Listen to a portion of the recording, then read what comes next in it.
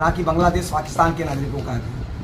तो क्या विपक्ष अगर सरकार सत्ता में आती है तो क्या देश का इस्लामीकरण करने की मंशा है उनकी? देखिए, उनकी मंशा तो सब लोग जानते हैं।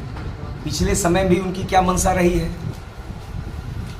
जिस प्रकार वो तुष्टीकरण करते हैं विकास योजनाओं में, आपको याद होगा उन्हीं की पार्टी के प्राइम मिनिस्टर ने अपने लोकसभा में और अपने भाषणों में कहा था कि देश के संसाधनों पर पहला हक अल्पसंख्यकों का है।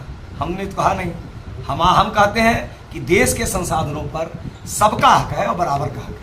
तो क्या मंगलसूत्र भी छीन लिया जाएगा, ऐसा कुछ? अभी तो कांग्रेस पार्टी ने कहा कि सभी की प्रॉपर्टी की हम जांच कराएंगे, स्कैन कराएंगे और उसको समान रूप से सब में बांट देंगे।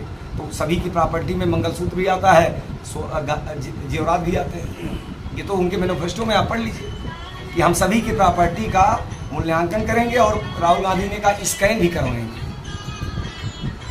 कहीं अगर छुपा के रखा हो तो मशीन से हम खोज लेंगे और खोज करके सब में समान रूप से बांट देंगे।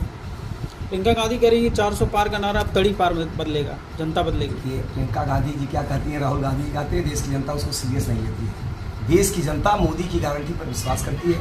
मोदी जी ने कहा था गरीबों का आवास बनवाएंगे, हमने 4 करोड़ गरीबों का आवास बनवा दिया। मोदी जी ने कहा था 100% गरीबों को हम शौचालय देंगे, हमने बनवा दिया। मोदी जी ने कहा था हर गरीब के घर में बिजली की रोशनी पहुंचाएंगे, हमने पहुंचा दिया। मोदी जी ने कहा था हर गरीब की दवा कराने 5 लाख रुपए तक की व्यवस्था करेंगे, हमने 50 करोड़ गरीबों को आयुष्मान भारत योजना में डाल करके उनकी व्यवस्था कर दी।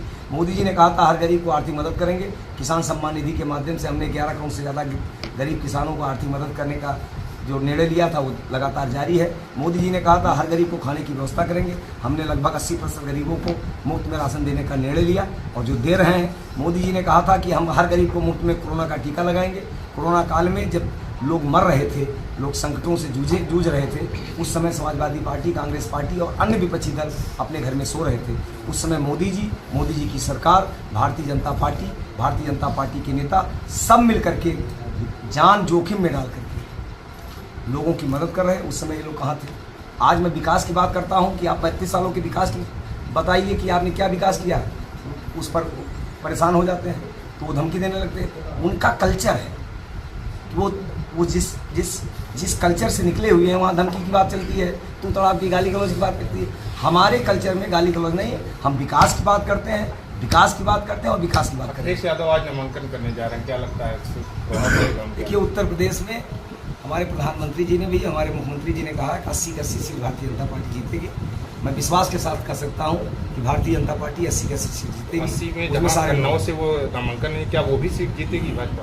और 80 में कन्नौज भी आता है, 80 में अमेठी भी आता है। सारी सीटें बीजेपी के विधायक आपके जो हैं उनके यहाँ ईडी का रेट पड़ी है और पहली बात आपकी जानकारी ठीक कर लें, हमने नहीं बोला, ईडी ने उसका क्लियरिफिकेशन दिया है। उनके यहाँ नहीं रेट पड़ी है, न उनके ऑफिस पर पड़ी है। ये एक तुलसियानी ग्रुप जिस पर हाई कोर्ट के निर्देश पर 2021 से प्रकरण चल रहा है, उसमें जो उसके मालिक हैं वो जेल में है, उनके परिवार के लोग जेल में हैं, उसमें रेड पड़ी है। उस कंपनी में इनके परिवार का कोई सदस्य उस कंपनी में मेंबर है। केवल इतनी सी बात है, ये हम नहीं क्लियरिफिकेशन कर रहे हैं, ये क्लियरिफिकेशन ईडी ने किया है। उसको भी आप पढ़ लीजिए, मेरे पास भी पत्र है, आपके पास भी पत्र है। विधायक जी कह रहे हैं हम पूरा सम्मान करते हैं, जांच के लिए तैयार हैं। हर आदमी को भाई हम 8 साल पहले हमारे पास नोटिस आया इनकम टैक्स कि भैया ये पैसा हम 5 लाख रुपया किसी से मांगे थे, ये पैसा कहाँ से आया? तो मैंने नोटिस का जवाब दे दिया, ये पैसा हमारे पास यहाँ से आया। चुनाव के वक्त तो नहीं, टाइमिंग को लेकर के हाई कोर्ट ना हमारे नियंत्रण में है, ना मोदी जी के नियंत्रण में, ना योगी जी के नियंत्रण में। हाई कोर्ट तो हमारे भी खिलाफ भी कोई आदेश देना होगा दे देगी। तो हाई कोर्ट इसमें है, इसमें सरकार की कोई भूमिका ना। हाई कोर्ट ने कहा तत्काल आप पूरा ऑर्डर पढ़ेंगे ईडी का जो स्टेटमेंट है और उसमें तुलसियानी क्या छापा पड़ा।